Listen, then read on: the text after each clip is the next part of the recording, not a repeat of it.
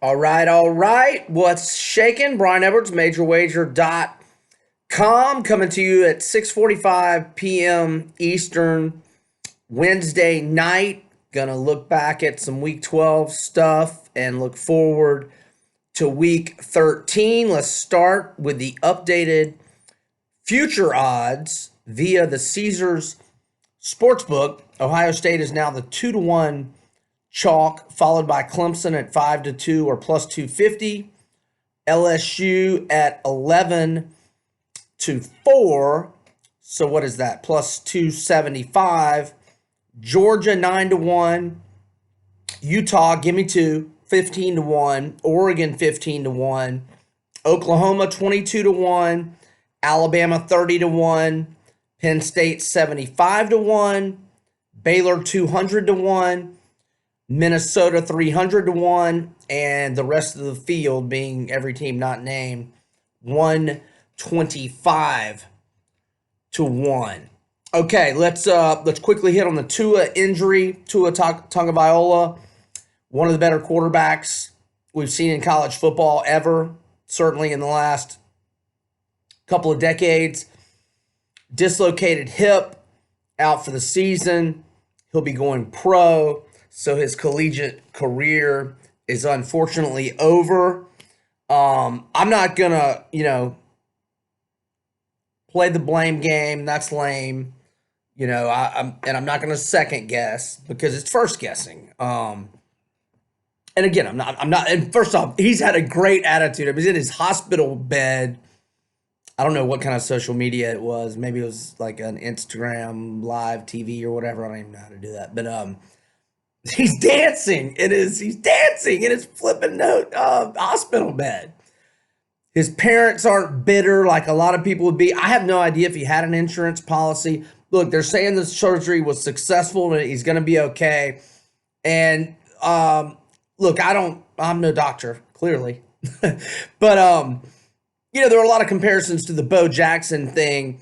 And from what I've read, the Bo Jackson thing, his hip got infected. Like he had bad. And first off, that was 30 years ago.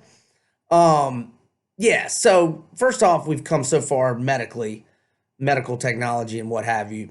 I think he's going to be fine. Now, is he going to be a top 5 or 10 pick? Maybe not.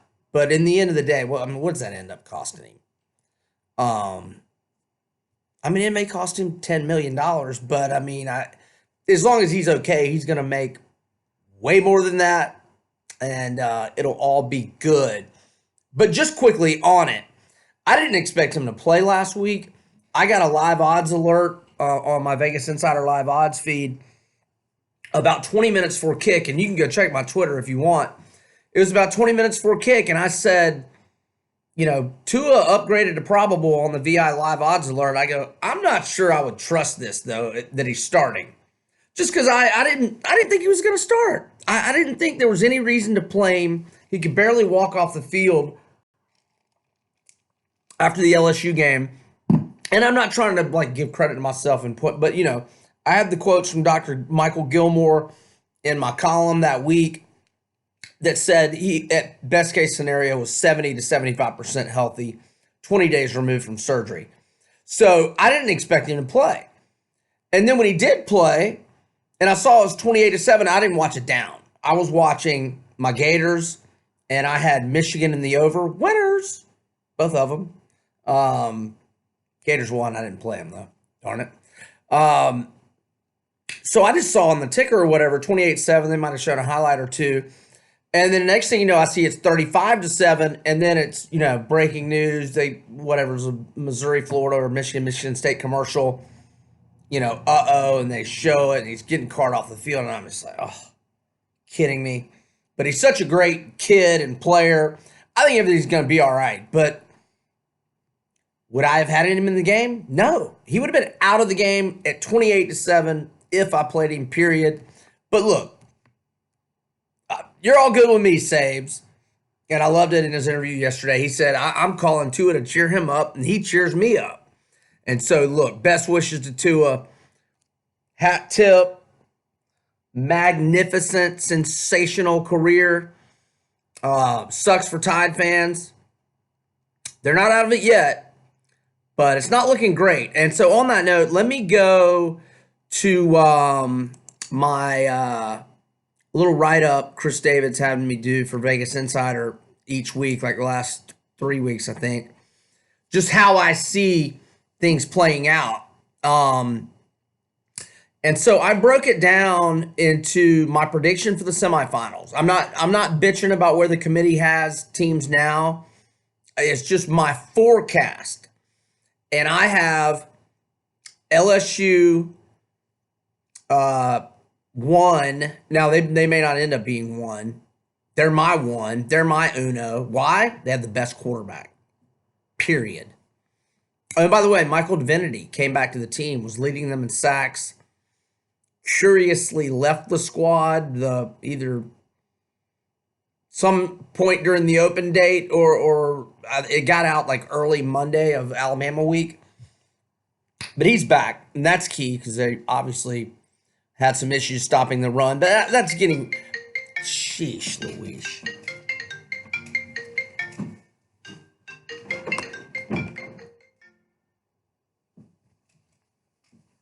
Sorry about that, folks. Anyhow, where was I? Oh, it's getting a lot overblown about LSU's run defense. I mean, they were up 28-0 in a vintage flat letdown scenario. Whatever, the game was over. I mean, John Rice Plumlee is nasty, people. He's going to run on a lot of people for a lot of years, but man, he's got to learn how to pass. If he can do that, whoa, watch out, because man, that kid can run. Okay, so I did my semifinal prediction. I think LSU is the 1-4 matchup with Oklahoma. Oklahoma, that's going to be my surprise, but I'm going to explain it here in a second. Then I got Clemson beating Ohio State in the other semifinal, the 2-3 matchup, and LSU beating Clemson in the finals. Okay, so why do I have Oklahoma? Okay, I just don't see Georgia beating LSU. I just don't see that happening. Can it happen? Of course it can happen. I'm sure a lot of people are thinking, oh, LSU's run defense looks horrible. DeAndre Swift, that outstanding O-line that Georgia has, etc. Outstanding quarterback. So wide receivers, etc. But I just don't think I don't think anybody's beating LSU, period. Obviously, I just told you, I think they went out, they win the finals of the CFP. Okay, why? So Georgia, that would have Georgia out if they lose to LSU. Okay, why Oklahoma? Okay, so you look at who they will be contending with. Okay, and so that presumes, also the presumption is that Ohio State and Clemson went out along with LSU. Now, none of that's a given, obviously. But if that happens, that means, okay, Penn State, see ya. That means they go down to Ohio State. Not that Michigan's in it, but then Michigan gets beat by Ohio State. And then Minnesota, if they even get there. You know, obviously they got to play Wisconsin. If Northwestern had any offense, it might be a tough game. They'll have a tough time with Northwestern's defense this week, but now their offense. So anywho, that eliminates those teams, and then that leaves us with Alabama, which obviously has to beat Auburn, and that leaves us with Oklahoma, and then Oregon or Utah. Give me 2. And as I broke down the resumes, first off, Utah and Oregon, presuming they make, or Oregon's already clinched if Utah wins their next 2, or maybe just 1. Actually, no, USC is only 1 game back of them and it holds a tiebreaker, so that they might have to win, or their magic number, I guess you would say, is 2. Anyhow, so that leaves us with the Oregon-Utah winner, Alabama and Oklahoma. Who's got the best loss? Because those are all one-loss teams. Well, Alabama's got the best loss, no doubt, against LSU. But it was at home, okay? And Tua's gone. Now, whether the committee should or shouldn't, consider Tua in, out, whatever. Look, regardless, it sure as hell doesn't help them, okay? So there's that. Even though they have the best loss, they have the fewest quality wins, okay? In fact, in my Week 13 power rankings, they have only one win over a top 25 team. I think I have A&M 17 this week. Yeah, I have them 17. But look, A&M is a double-digit dog at Georgia this week. Double-digit dog at LSU. By the way, I've got the rivalry weekend lines I'll get to in a minute from the Westgate. Very interesting. By the way, Bama minus 2.5 at Auburn, but we'll get to that in a minute. So that's the only quality win that Alabama has. Now, they can get a quality win at Auburn, and I have Auburn 10th this week. But if Auburn loses, they'll be a 4-loss team. If A&M doesn't pull a double-digit dog upset, they're going to be a 7-5 team. Now, would they still be in my top 25? You know, if they lose by 7 to Georgia and lose by 10 to 14 at LSU, probably. But that'll be only 2 quality victories. Okay, right now, and this is before Oklahoma plays in Stillwater in the Bedlam game next week, 10 days from now, which can be another quality road win for Oklahoma. And then if Oklahoma has its druthers, Baylor wins its next 2, which is Texas this weekend and... Sorry, I hate looking up stuff when I'm live, if you will. Oh, at Kansas, so they'll win that one. Never know the hat. I know the hat went into Norman when he was at Oklahoma State as like a 27-point dog. What year was that? I feel like it helped the Gators. Was it 06 maybe? No, he was at LSU by then. Katrina was 05. Never mind. So, here's the quality wins I have for Oklahoma right now. And remember, they can add another one over Baylor. And they can add at Oklahoma State. But right now, I have them with 3 quality wins. I know Texas is 6-4. Is Iowa State 6-4 too? What is Iowa State's record? They damn sure are. Nevertheless, I have Iowa State number 18 this week. I have Texas 24th, and I have Baylor 15th. So there's 3 quality wins. I have Oklahoma State number 20, and they are favored this week, so they could move up a couple spots. So, I mean, you're talking 5 quality wins for OU. And let's remember, when they played Texas, Texas wasn't quite as decimated with injuries as they've been for several of their losses. So maybe that's taken into account. So even if Alabama beats Auburn and the A&M, I don't care if they've got the better loss. Obviously, K-State losing last week did not help. They lose at home, outright, double-digit favorite to West Virginia. That didn't help Oklahoma. Nevertheless, they were on the road to K-State, not at home like Bama was to LSU. I know that's not a good comparison, but, you know, I'm just giving you all minor little details. So, let's talk about Oregon-Utah. Okay, now, Utah's loss is at USC, and their star running back, Zach Moss, got hurt in the first half, didn't play in the second half. Friday night game, you may remember it. And Oregon's loss to Auburn at Jerry World, Arlington, they led nearly the entire game. So both of them, those aren't shameful losses. Oklahoma has the most shameful loss at K-State, especially K-State losing to the Mountaineers. However, you know, what are Oregon and Utah's quality wins? I mean, I only see 2 wins of substance for Oregon, at Washington and at USC. Utah, they got to win at Washington State. And look, obviously they'll play each other, and that could add another quality win. But, I mean, I'm talking about 5 quality wins for Oklahoma, you know, compared to, I mean, Oregon could add a third. I mean, beating Oregon State, I know Oregon State's vastly improved, but I mean, that's not a quality win next week for Oregon. At Arizona State's lost 4 in a row. But careful there. And by the way, I got a good underdog stat on my boy Herm. And he played to win the game last week. Herm is 8-4-2 against the spread with 6 outright wins in 14 games of underdog in 2 years at ASU. 14.5-point dog to the Ducks this week. Just saying. Quarterback Jaden Daniels. ASU's lost 4 in a row, but Daniels was out for one of those games.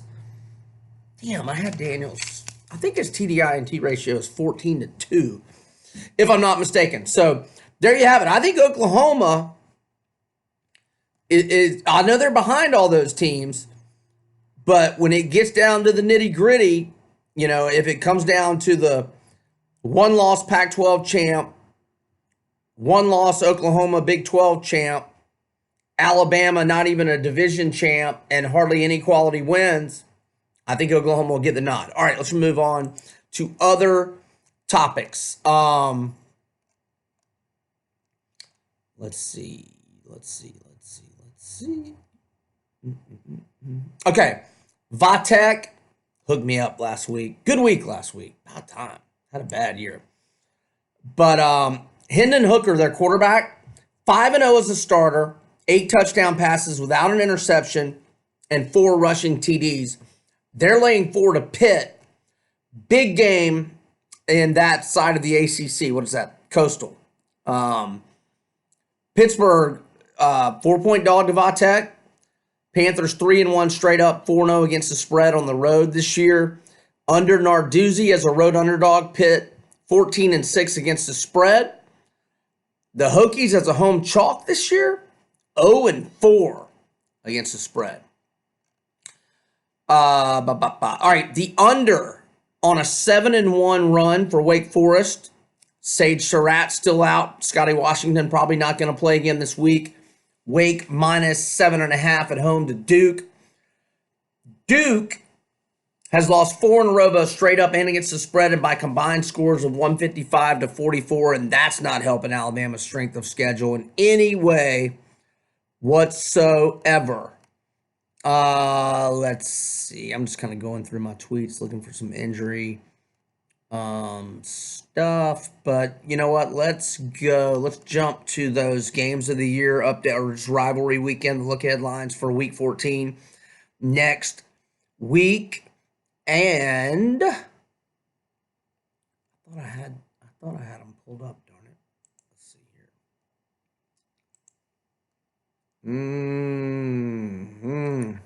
I really flipping hate when this happens. It's what we call a comfortable silence. All right, here we go. Sorry. All right, I told you Bama was minus 2.5 at Auburn. Egg Bowl, Thanksgiving night. This line was double digits in August and September, down to minus 1.5 now. TCU at home to West Virginia. The Frogs are minus 16. Iowa minus 8.5 at Nebraska. Apple Cup, Washington minus 9.5 at home to Wazoo. UVA minus 4.5 home to Vatek. ASU minus 9.5 at home to Arizona. Utah, give me 2. Minus 30.5 to Colorado. Civil War, Outson Stadium, Eugene. Oregon minus 21.5 to Oregon State. Notre Dame minus 10 at Stanford. North Carolina minus 7.5 at NC State. You know what? We were talking games of the year about a month ago, and I said North Carolina was like 3.5 or 4, and I said I liked UNC there. God, if they lost some heartbreakers this year. And I had them plus 4 last Thursday night, and they lose by 7 in overtime. Darn it. Okay, look, Michigan's playing really well right now. Really well. And let's not forget, Ohio State really hadn't played anybody yet this year. And now, another hat tip. Brian, Mama Can't Spell Edwards, South Carolina's all-time leader in career receiving yards, had his knee scoped this morning. Very unlikely to play against Clemson. So that's a wrap on his collegiate career. Mama Can't Spell. I've loved calling him that, and it's said with total positive vibes. I'm saying like getting on him. His mom just spelled it with a Y. And, he's a 5%er, an exception. 95% of brides with wives are D-bags. Sorry. That's just, it is what it is. All right, Wisconsin -3. Oh, yeah. No, I'm sorry. Ohio State -13 to Michigan. Michigan is balling right now. They have turned their season around, and I think they are peaking at the right time. Obviously, Harbaugh's over against the Bucks, and the Bucks are playing well, but do I give Michigan a shot in that game? Absolutely. Absolutely. And look, in terms of the Penn State game, it's 18.5 at most spots. I will never try to talk anybody off of the premise that they want to bet a double-digit underdog that's a quality team. Penn State's 9-1. Of course, they're a quality team, and I'm all good with that premise of I want to back a double-digit underdog or just any quality team that's catching a huge amount of points. I'm all about that premise. I'm not trying to talk anybody out of that, but kind of getting to the Michigan thing. Until I see Ohio State not just blast somebody, I'm not going against them. But if they show some hole, if they only beat Penn State by 7-10, it's close the whole way. And Michigan has another solid performance this week. They're at Indiana. That's a little tester and a look-ahead spot. That line's gone up, too. I don't want to mess with that game. Indiana acquitted itself pretty well. 34-27 loss at Penn State last week. That game was close. The whole game, pretty much. I think Indiana actually even had a lead late second, early third. But, all right, Wisconsin -3.5 at Minnesota. That might determine the Big Ten West.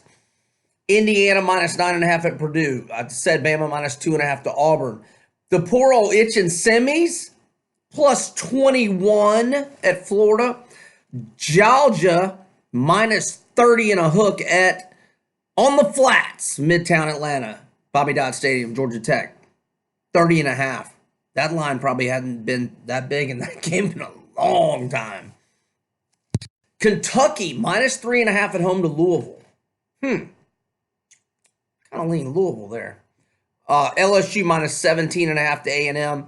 Clemson -24.5 at South Carolina, but that was before the mama can't spell news. He's at least a point and a half. Clemson -26. Tennessee -20 to Vandy. Oh, we got to get to my man Mace.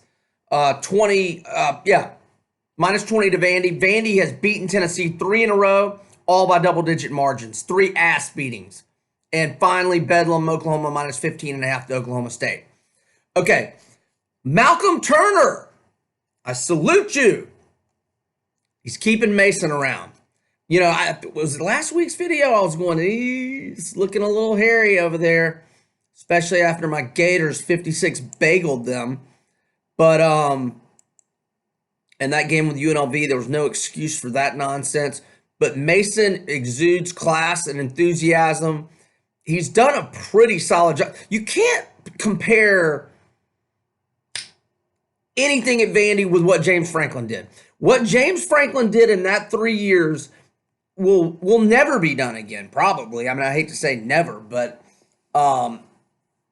it was just insane what he did there. Incredible. One of the greatest accomplishments in a 3-year stretch of coaching that I've ever seen in my existence. Ever.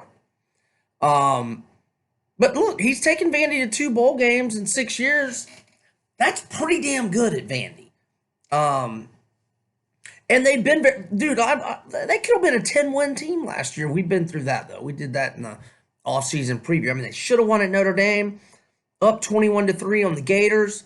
Was winning the whole game at Missouri, lose 33-28. I mean, that team last year should have beat Baylor in the bowl game.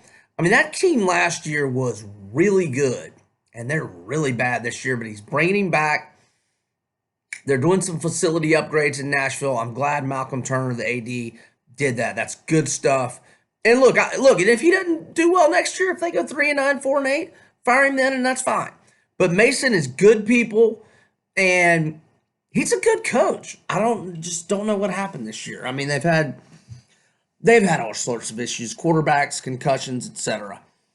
When you go from Kyle Shermer to not Kyle Shermer, not great. Not a great thing. Okay, and Muschamp's coming back, and y'all know I love that. We won't spend a whole lot of time on that. We've covered that ground many, many times before. Okay, a couple of my picks. You know we're going back to my Illini after 2 weeks off. I don't know if we're going to get Butkus Award semifinalist Jake Hansen back, but maybe we will.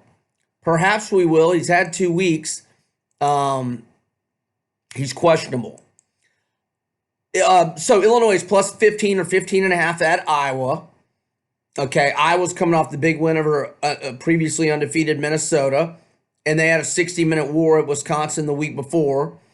Again, Lovey's team's had 2 weeks to prepare. Illini have won 4 in a row. They've covered 5 in a row. They've been a double-digit dog 6 times. They're 5-1 against the spread with 3 outright wins. Brandon Peters, career best 369 passing yards in East Lansing last time out. 6-1 TDI-NT ratio during this 5-0 against the spread surge. We got Reggie Corbin, the running back, over 1,000 yards last year, 5.2 yards per carry this year, 8.5 yards per carry last year for Corbin. Iowa, normally runs the ball extremely well, but they only rank 100 out of 130 FBS teams in rushing, which was the weakness without Hansen against Sparty the other week. And look, Iowa only averages 24 points per game. The only Big Ten opponents they've beaten by more than 6 were Rutgers, one of the worst Power 5 teams in a long time. And they won 20-0 at Northwestern. Northwestern can't score on anybody except UMass. And they still didn't even score enough to cover that big spread last week. So I like Illinois. Again. Damn right. If you can, it's up to 7.5. I got it at 7. Look, Wake's kind of struggling too, but those games were on the road. They're 5-1 straight up, 4-2 against the spread at home. Jamie Newman at home, 15-4 TDI-NT ratio. I mentioned Duke's struggles. Wake smashed Georgia Wake smashed Duke last year, 59-7. Blue Devils lost 4 in a row, 48-14 at Virginia, 38-7 to Notre Dame. I mean, they were 9-point favorites last week at home to Syracuse. Syracuse has been wretched all season. Syracuse comes in there and wins 49-6. So Duke is struggling. Buy that half point, 7.5 to 7. Take Wake. Sorry, but my boys from Eastern Michigan, but we're already in the books with a winner last night. Money line, plus 165, and plus the points. They went in blowout fashion at NIU last week, snapping an 11-game losing streak to the Huskies. And the last 3 of those 11 losses to the Huskies, all were in overtime. Chris Creighton, my boys from EMU, they deserved that when they got it, and they did it with authority. Oh gosh, this has gone a long time already. I'm really yapping, aren't I? Kind of like that over on TCU Oklahoma, 65. I got a few more stats. Let me look at my Twitter feed real quick. Oh, by the way, check out on MajorWager.com Christopher Smith's picks, 7-3 last week, 69, 48-3 for the season. Follow him on Twitter at College Football Locksmith, or you can just go on Major Wager. I've got his picks posted in the on our headlines on the right rail, if you will.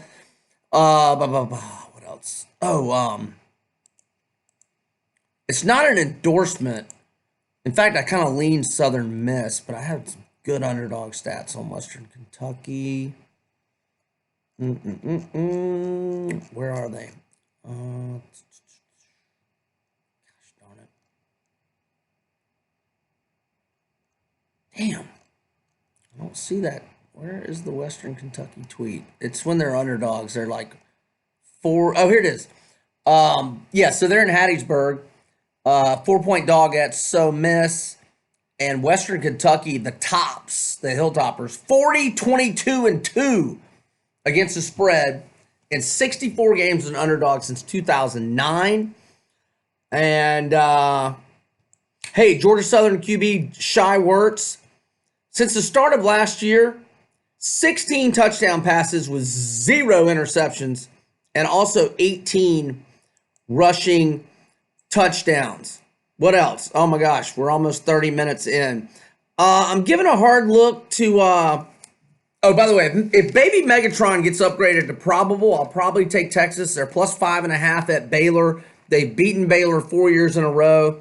And Tom Herman as a head coach, an underdog 19 times, 15-4 against the spread with 5 outright victories. All right.